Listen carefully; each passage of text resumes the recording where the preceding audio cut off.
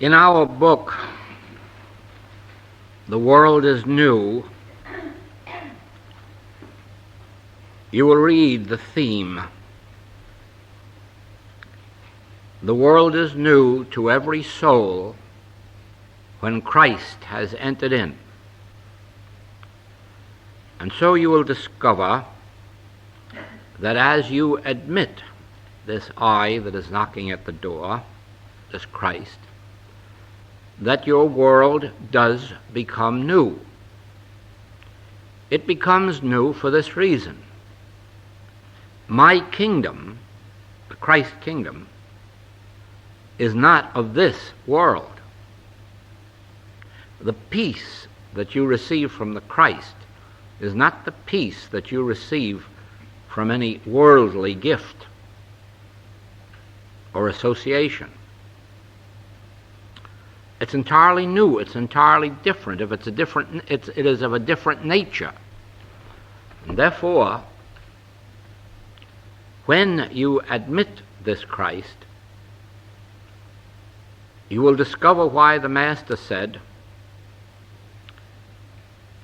I have not come to bring peace but a sword. That seems so contradictory to my peace give I unto thee. But you'll discover the reason for it. In coming to a spiritual message, unconsciously, what we were seeking was more and better humanhood. If we had a little money, we wanted more of it. If we had only a little health, we wanted more of it. If we lived in the city, we wanted a little country added to it. If we lived in the country, we wanted a little seashore added to it. We were always thinking in terms of improving or increasing that which we already had, or getting rid of something that we no longer wanted. There have been people seeking the spiritual path even to get rid of a husband or a wife. We can get very tired of some things and some persons, or to get a new one.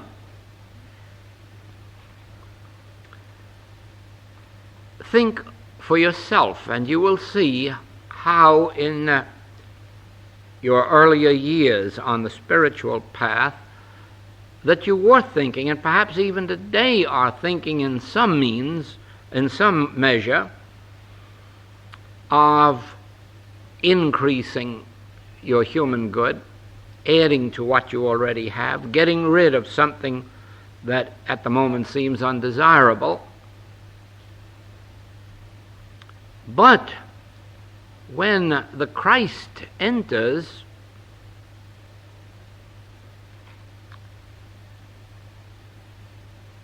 you are apt to find that instead of finding peace, that for a while you find discomfort, that you're a bit more riled up than you were before, a little bit more unsettled, uncertain. And the reason is that consciously or unconsciously you've been peeking, looking for that little more human good to appear, and it isn't appearing. Something else is appearing, but you're not aware of it. You're not seeking it. You don't know its nature. You don't know it's trying to get in. And therefore, it's a very painful episode when something you know nothing of is trying to get in, something you're looking for is not appearing.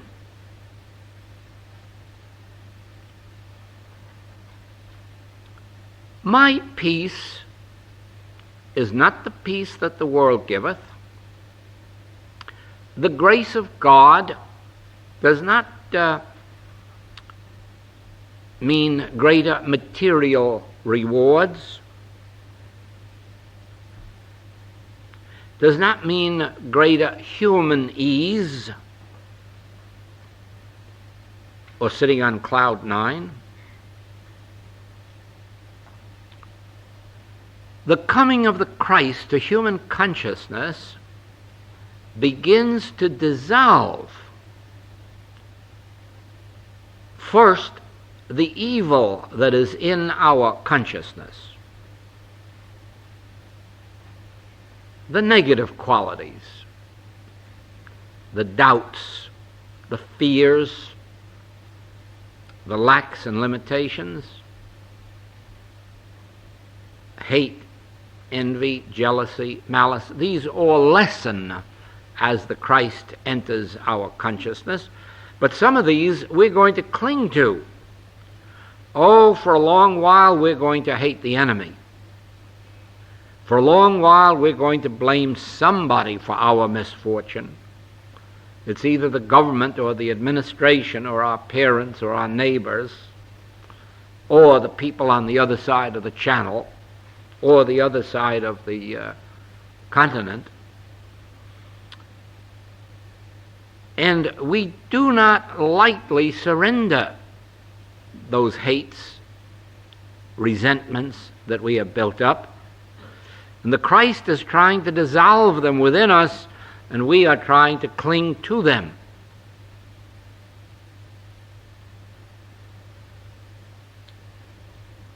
There are also good human qualities that must be dissolved in us, because God has no more to do with our good humanhood than with our bad humanhood. I suppose the outstanding example of that is, and one of the first things that has to be overcome in us, is what is commonly called mother love. This is considered quite a virtue in the human world. It isn't considered that in the spiritual world at all, because mother love can be very, very destructive to sonny boy and sonny girl. Mother love can be very selfish. Mother love can be all for my child and ignoring the neighbor's child, the friend's child and the enemy's child. And until mother love becomes spiritual, it has to be overcome.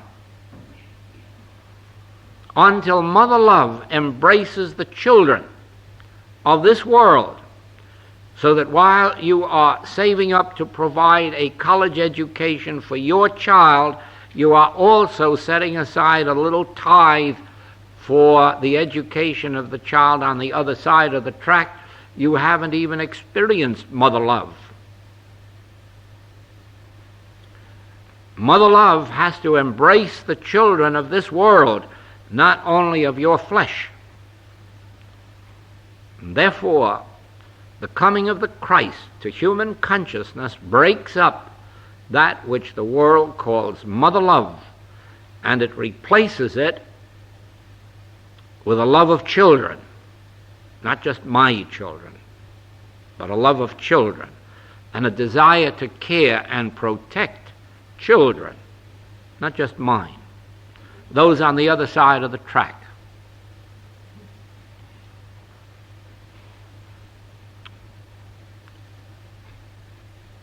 There is a patriotism which is called my country, right or wrong, my country.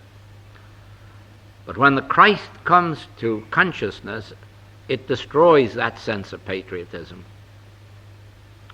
And it says, not my country, my world. My world. If I cannot embrace a desire for a love of mankind in my country or the neighboring country or the far country, my patriotism is so localized, so finite, that it cannot be called a quality of God. A quality of God is universal, and you either learn to love your neighbor throughout the world, which is spiritual love, or you live in that finite sense of patriotism which seeks only the good of my country or my countrymen or my particular churchman or my race or my religion or my nationality. And you see, humans cling to this patriotism as if it were a virtue instead of a vice. And they do not easily yield it up to embrace a love of the neighbor all around the world.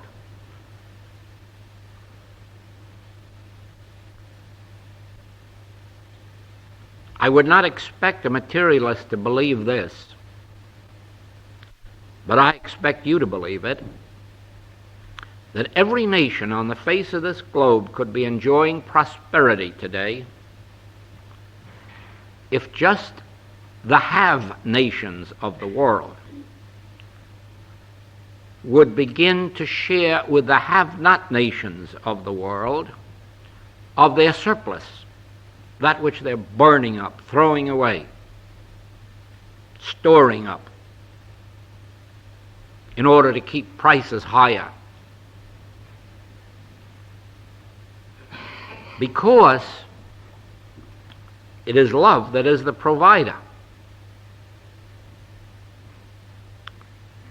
But not the love that you feel for the members of your household, but the love that you feel for the children of God. That is the love that comes back to provide for you.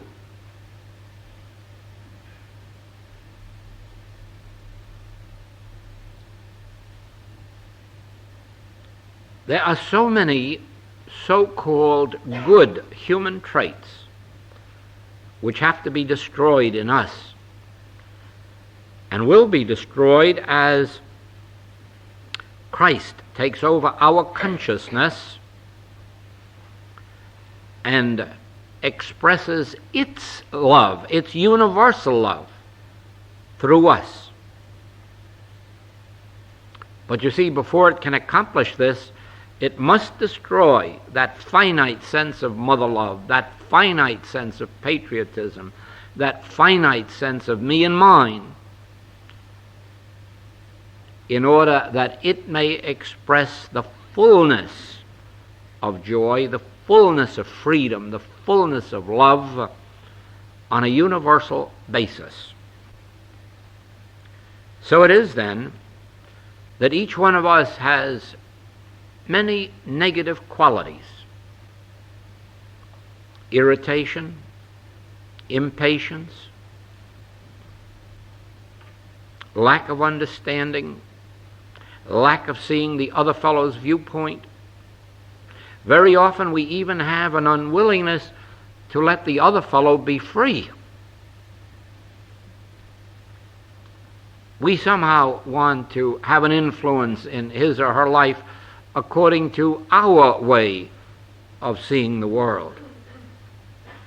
All this is broken in us when Christ enters consciousness, and we are perfectly willing to let the world within our household or outside of our household ride to heaven or hell as it will, giving them utter freedom to find their own way.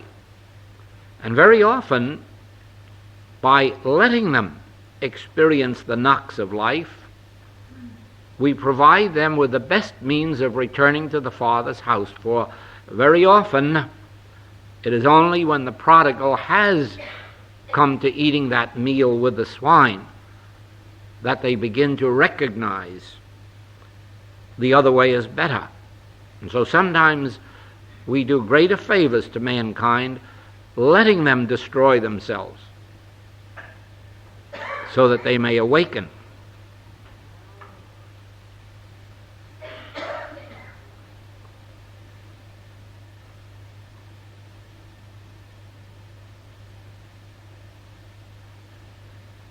In this same way,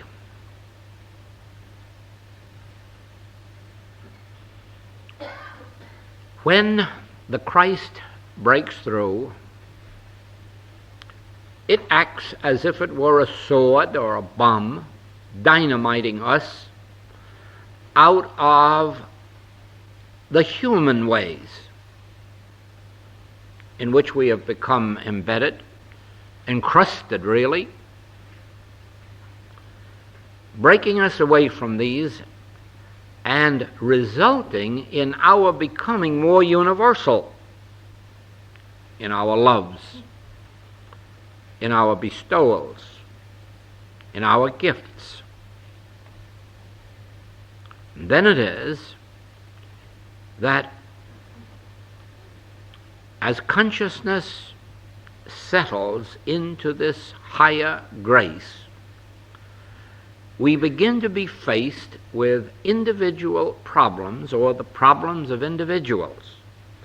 Very often it comes first in the nature of our own problems, physical, mental, moral, financial, it can be anyway, happiness or unhappiness.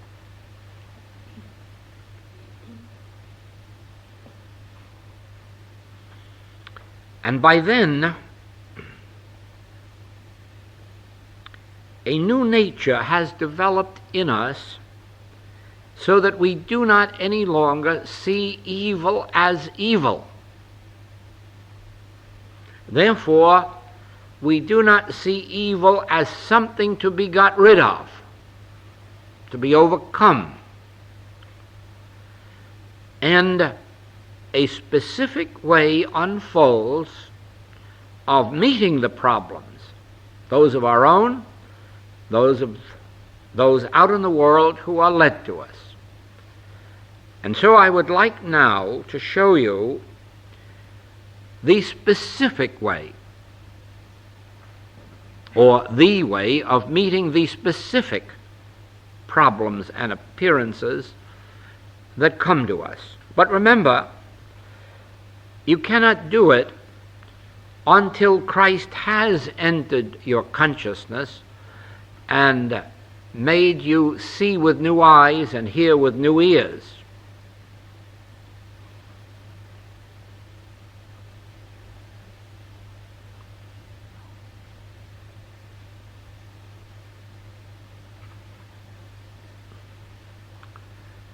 If each one of you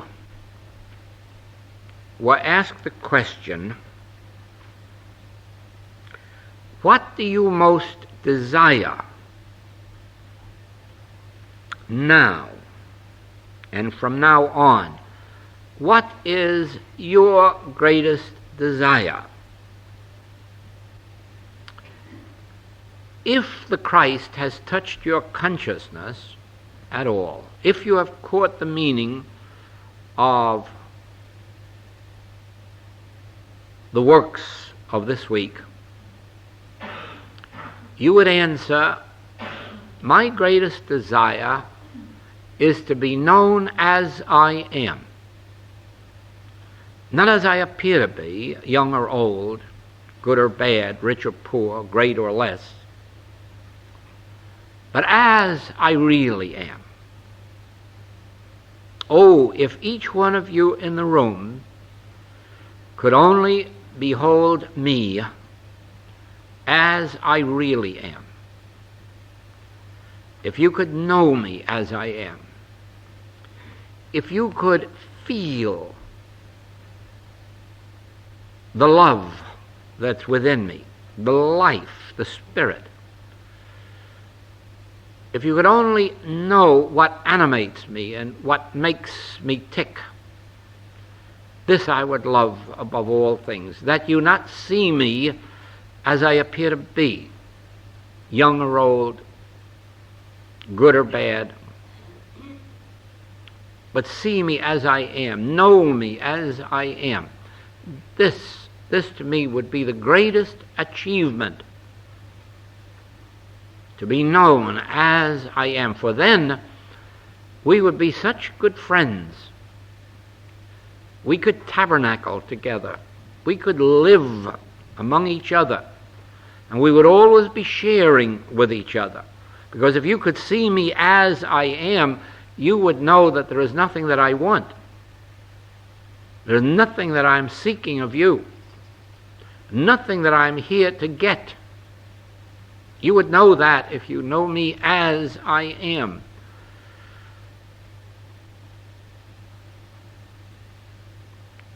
You would know that I just love and to be loved, to be understood and to understand, and to witness no selfishness amongst us, no greed, no lust, no animosity, no bias, no prejudice. That is how I would like to be known. And so, I know that's what you would desire. In the light of what we have heard this week, that is what you would desire. Oh, if you could only be known not as a male or a female, not as a limited, finite person, but if only the rest of us could all look at you and see you at the center of your being, that which you have been since the beginning, which no one has yet recognized in you. Not mother, not father, not school teacher. No one has ever witnessed that in you which you really are. And because of this non-recognition, you have really had to hide yourself from the world. You've really had to hide the best side of yourself from the world. And oh, if only we here could know that, the mask would drop from our faces.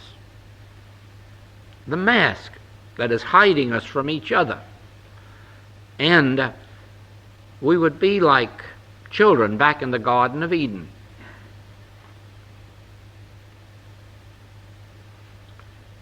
Now, in the light of this,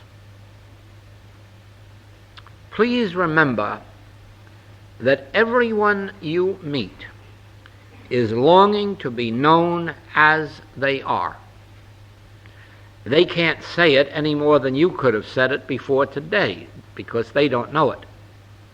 They just know that they're hiding themselves within, because it's gone so long unrecognized that they've undoubtedly given up all hope that anyone is ever going to understand them or know them aright. But remember, everyone in this world is longing to be understood, to be known as they are. But many believe that that means knowing them as they humanly are. It isn't what they mean at all. They do not yet know that Christ, the Son of God, is their true identity, and that this is what they would like to show forth, just as the Master did. He too longed to show forth and have understood that which he is, when he said, "Whom do men say that I am, and whom do ye say that I am?" Can't you see the longing? He longed to be known as Christ. He couldn't walk out and say, "I am Christ." He'd have been crucified long before he was. Probably his own disciples would have crucified him had he said, "I am Christ." And be assured, if you go out and say, "I am Christ," you will be crucified. And if you say Joel is Christ, he'll be crucified. So just don't tell anyone that Joel is Christ. And be sure that you don't say that you are Christ. You'll bring down all of the anathema of the human mind upon you. But do not hesitate, silently and secretly, to say to everyone you meet, "Thou art the Christ, the Holy One of Israel. I know thee who thou art." How do you know it? Flesh and blood hath not taught you this. The human mind hasn't revealed it. No. Spiritual discernment has revealed to you that God lives on earth as individual you and me. God has incarnated himself as individual being. God the Father appears on earth as God the Son. And I am God the Father, and I am God the Son, one. And the I of you says to you, "I am God the Father, and I am God the Son, one. And all that the Father is, the Son is. All that the Father hath is thine. But complete the picture. Meet everyone. Meet and greet everyone, knowing I know thee who thou art.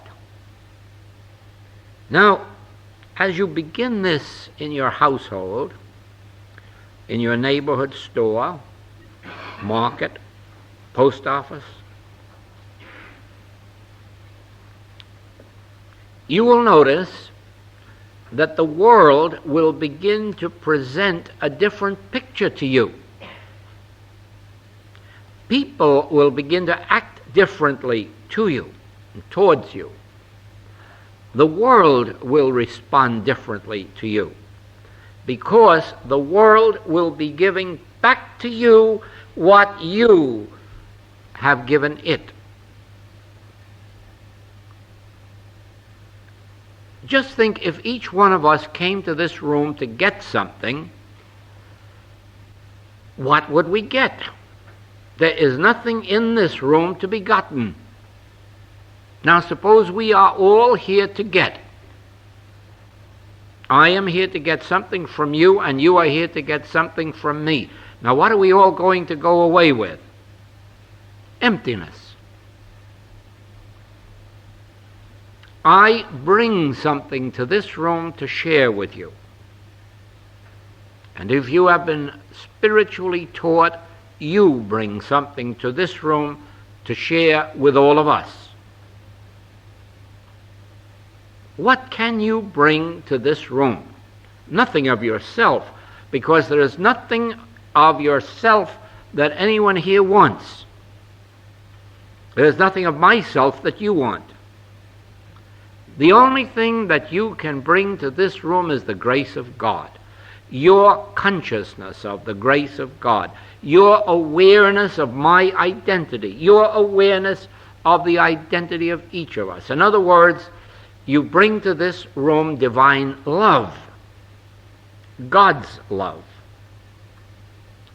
You bring to this room the desire to share.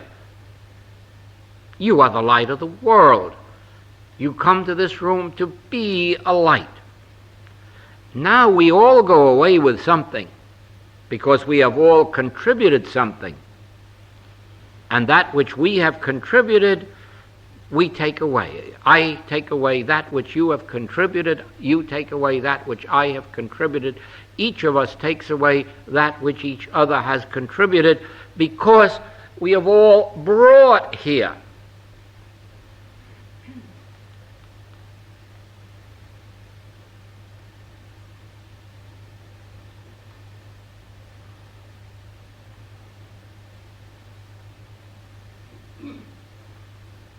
After the crucifixion, when the disciples and the followers of the Master were persecuted, they formed a sort of a communist society or communal society, and agreed to put in all that each had, so that each may live from that allness until they could return to their homes and to their work. And as you remember, one couple decided to hold out something. And Peter, on discerning this, rebuked them and reminded them, you have not held out on man, on us. You have held out on God. And they both dropped dead. Now, spiritually interpreted, that would mean that we have come here, each of us, to contribute our all, our spiritual all. Love, truth, life, prayer, benediction, grace, We've come here to let the Spirit of God flow. But if someone is here holding out on us, thinking that they're going to come here and get from us but not give anything to us, they're going to walk out of here dead. Not necessarily drop dead, but dead, barren, because they cannot take away what they do not contribute. Therefore, they would go away barren. Only those who come to bring carry away riches. Now, in practical application in our daily living, that means this.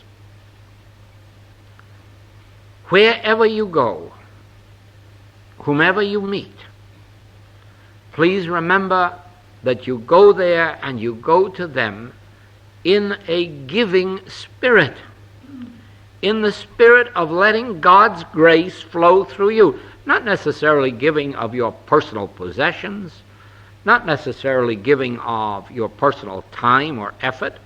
There may be some of that involved too, but the greater thing is giving the recognition of their true identity. I know thee who thou art.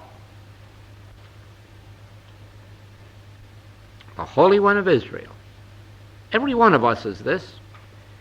Every saint and every devil is this. Every healthy person, every diseased person, every pure person, every sinning person is this. The Holy One of Israel, God incarnate, temporarily acting out the part of the prodigal son or the branch of a tree that's cut off. But remember, prayer is the recognition. Therefore, our prayer is the recognition of your true identity, his true identity, of the Christ of you.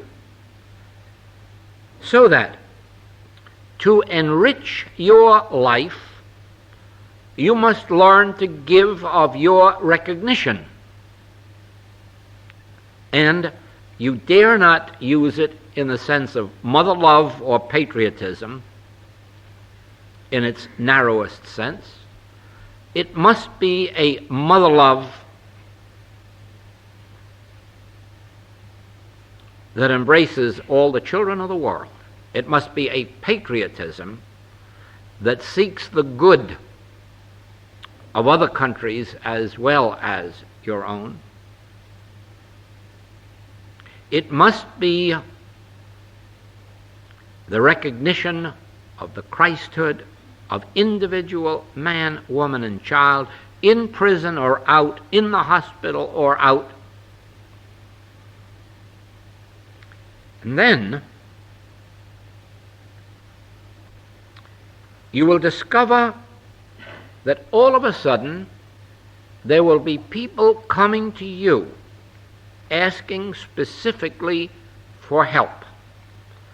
And they will present to you a diseased body or a diseased mind or a diseased pocketbook or diseased morals.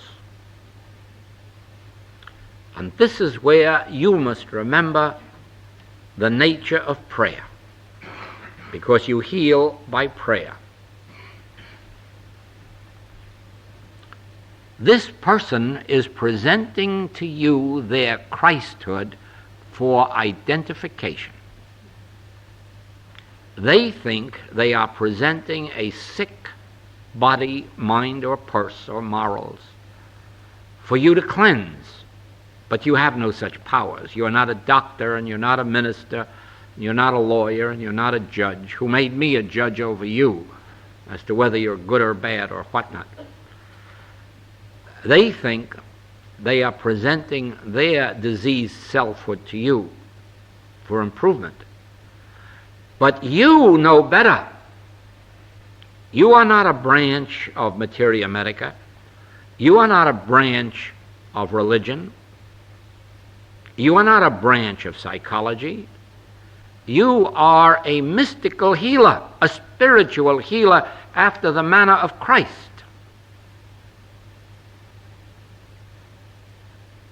So that after the manner of Christ, you must know that they are presenting to you their Christhood for your acknowledgement and recognition and identification. You can't say it to them. Ah, no, you don't say to them, thou art the Christ. You don't say outwardly to them, you are spiritual and perfect. This is really a laughable form of treatment or prayer. Because in their human identity, they aren't spiritual and they aren't perfect and they aren't healthy and they aren't wealthy. You are disregarding the appearance of their humanhood. And through spiritual discernment, you are beholding the Christ at the center of their being, looking out of their eyes. But silently, sacredly, secretly. Outwardly, you may say to them, of course I'll give you help right away. Of course, let us pray. Or I will pray for you. Or I will meditate. Be assured I will give you immediate help. These are the things we say outwardly. As Jesus said outwardly, what did hinder you? Pick up your bed and walk. Open your eyes. But inwardly, he was doing to them what Peter did to him. Beholding Christ where a Hebrew rabbi outwardly appeared to be. Remember that at that meeting, Jesus was dressed in a Hebrew rabbi's robe and had just recently come off the platform of the Hebrew synagogue. So he was presenting physically the appearance of a Hebrew rabbi. But Peter, through spiritual discernment, says, thou art the Christ, the Son of the living God. And so you may be faced with a Hebrew rabbi or a Protestant minister or a gambler or a prostitute or a sick person or a dying person. But remember, they are presenting their Christhood to you for recognition and identity, identification.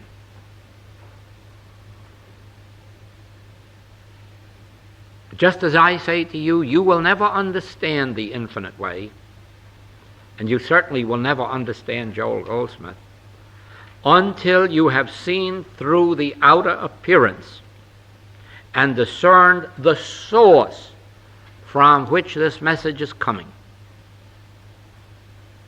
Then you will never separate Christ and Jesus, but you will know that the name is correct, Christ Jesus.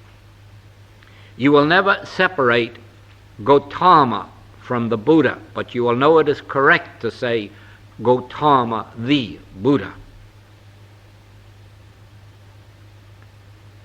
Then, if you have seen that in me, you will see it in yourself, you will see it in your neighbor, and every time that some individual comes to you trying to convince you that they've got a sick or sinning body or an empty purse, you will learn not to try to change the evil into the good, not to pray that God takes away the negative and restores the positive. You will ignore all the appearances as the Master bade us. Judge not after appearances. Look right through. And then you will notice that behind those eyes of every individual, I am the Christ. This is what Jesus saw when he looked into the eyes of the woman taken in adultery. He saw that which was begging for right identity, right identification. He saw her begging and pleading to be known as I am, not as I appear to be.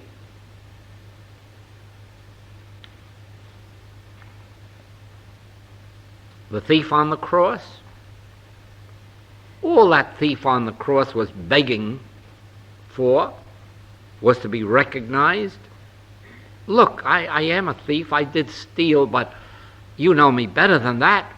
You know it was only because I thought I needed something, but you know I'm better than that. You know who I am, what I am.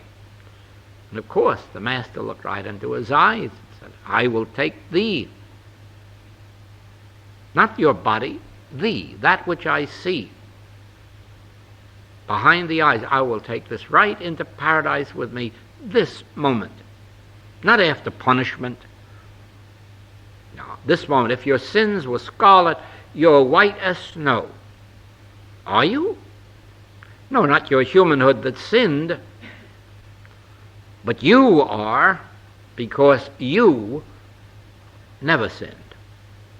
I never sinned. I is the Holy One of Israel. I is the Christ of God. I is God incarnate as me. As you behold that in me, I am healed in some measure of all finite limitation, humanhood. As I behold that in you, you are lifted up. Now, if you are lifted up into some measure of your own Christhood by virtue of my right identification of you, then do you not see I have lifted you higher than you were, and that as you go forth from here, you lift up this world, this community. You lift them to your level. And you do this not by doing anything that can be seen of men. Remember the Master's teaching? Do not pray to be seen of men. Enter into the sanctuary of your own being, and there in silence and secrecy behold my true identity and the true identity of all those who come to you, showing you sick bodies, sinning bodies, empty purses. Lift up the Son of God in them to your level, knowing that the Christ of them is the Christ of you. And then you will have lifted up this community. 10 righteous men, we're told, can save a city. Now, what constitutes a righteous man? Well, we know it isn't a person who goes to church and observes all of the rituals, because the greatest of those righteous men was John the Baptist. And we are told that he couldn't get into heaven before even the least of these. So we know that a righteous man has nothing to do with a church man. A righteous man is one who may be a church man, but not necessarily so.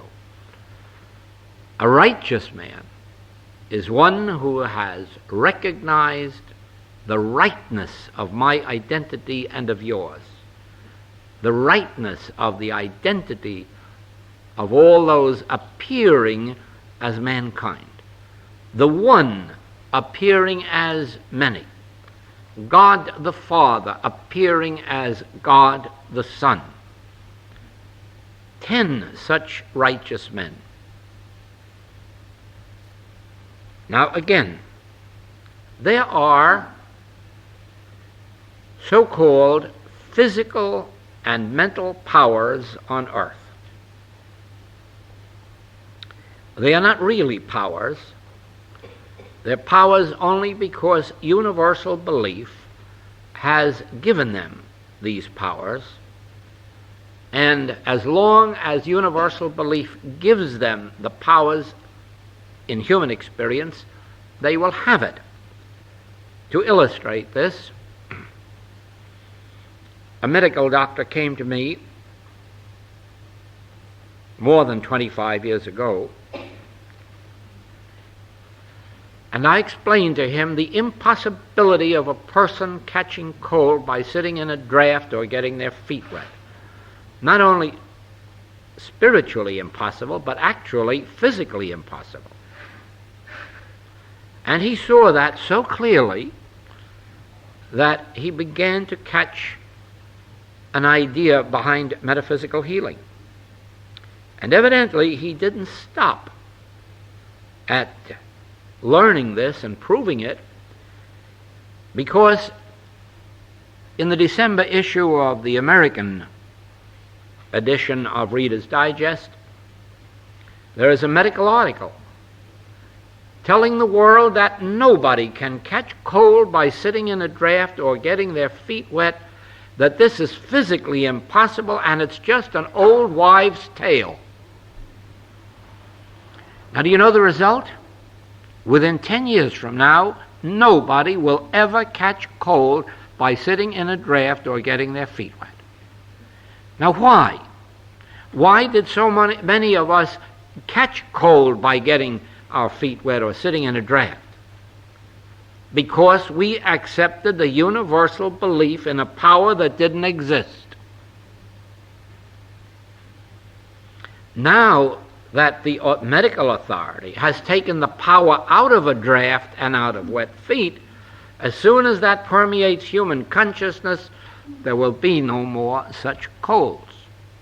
Well, another illustration is 50 years ago, the textbooks claimed that the vast majority of women in mental institutes were there because of menopause. And now today, Materia Medica will acknowledge that it is impossible for a woman to become demented because of menopause. Ah, but you say, then what put all those women there if menopause didn't? The universal belief in it. And as soon as the doctors removed the universal belief, there were no more women there for that reason. So you will discover eventually that what has been going on in the last century in the way of metaphysical and spiritual healing has been this.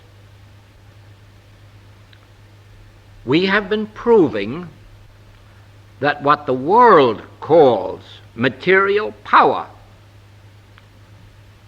wet feet, drafts, germs, poisons, accidents, age, all these things that the world has called power, the metaphysicians have proven to be non-power. No metaphysician ever goes in and cures a disease. I never met a metaphysician that knew how to cure a disease. All you can do is know the truth, that that which the world calls disease isn't power. Now, some metaphysicians for many years have made the mistake of saying that, no, the disease has no power, but there is a mental cause that makes disease.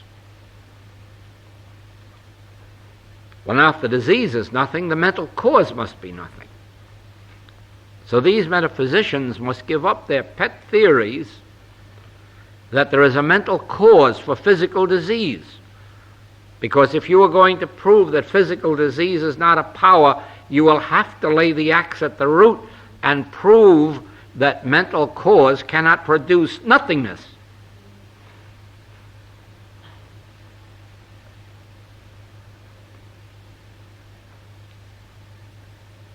You will have to take the step that we have taken in our work,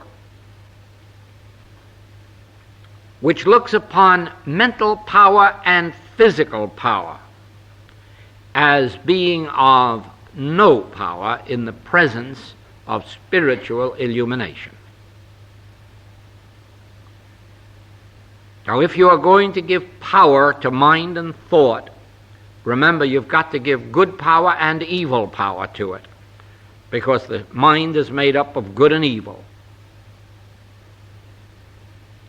But if you wish to prove the fourth dimensional life, that is life by grace, you will have to remove power not only from material force and power, but from mental force and power, and you will have to come to this revelation. There is nothing, there is no power in heaven or on earth greater than I am.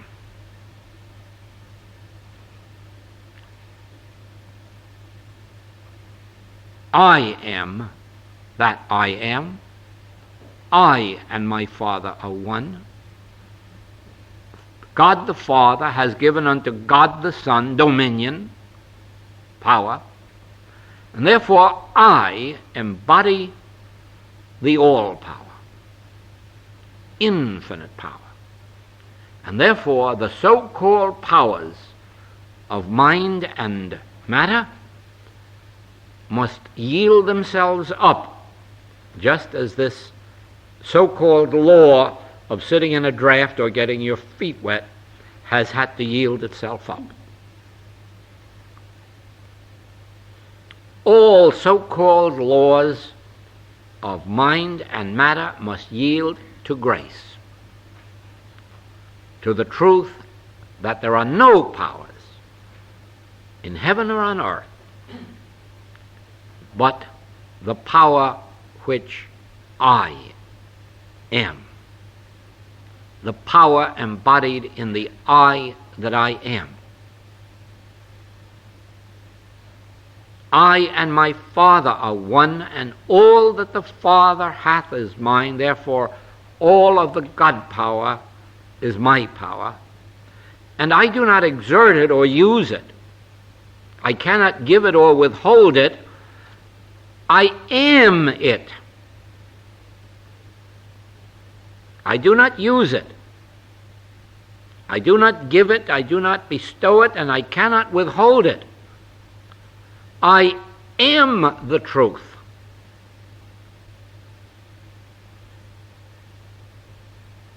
It is for this reason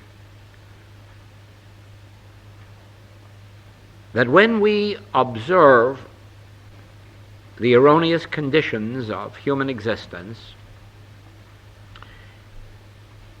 the best work that we can do is to remember I can neither give nor withhold good. And then you set the picture out here free to be dissolved. If you believe that you have the power of good over the people or circumstances out here, that's only the other end of the stick of believing that you have the power of evil. You have no power of good and you have no power of evil. You are the only power which is neither good nor evil. It is being. I cannot give, and I can. When faced with people who come to you who may be near death, or who may be at the end of their rope in some material way, when every bit of hope seems gone, when there seems not a chance that the situation can be altered, the greatest treatment you can give is, I can neither give nor withhold. That which I am, and that which I am, thou art. You do not know how wonderful it is to know that I have no power to heal anyone. You do not know what a relief that is to me. How I would condemn myself when someone tells me they've had a wonderful healing and then someone else tells me they haven't had. And I would have to think, just think, I have the power to heal them and I'm not doing it.